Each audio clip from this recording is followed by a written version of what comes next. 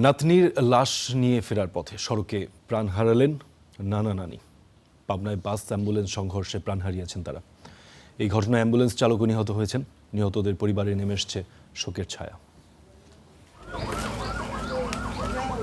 এই ছবি বলে দেয় দুর্ঘটনার ভয়াবহতা কতটা।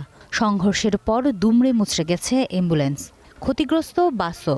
নাতনির লাশ নিয়ে ফেরার পথে প্রাণ হারিয়েছেন নানা নাতিসহ ৩ জন। রাজশাহী মেডিকেল থেকে কেয়া খাতুনের মরদেহ নিয়ে পাবনায় ফিরছিলেন স্বজনরা।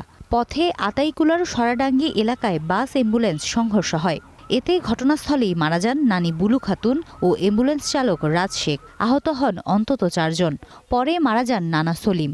১০০-১২০ সবসময় এদের স্পিড থাকে, তাহলে এর কারণে কিন্তু আমার এই ভাইয়ের পরিবার সদ্য ভাই সহ ভাইয়ের মেয়েটাও আশঙ্কাজনক। এই অমানবিক ঘটনার জন্য মূল দায়ী বাস মালিক এবং বাসের স্টাফ, বাসের ড্রাইভাররা।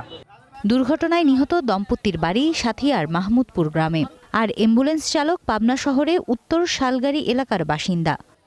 মহাসড়ক সুশৃঙ্খল রাখার জন্য আমরা মালিক সমিতিদের সাথে আমরা বারবার মিটিং করছি এবং কমিউনিটি পুলিশদের সাথে নিয়ে আমাদের আলোচনা চলছে।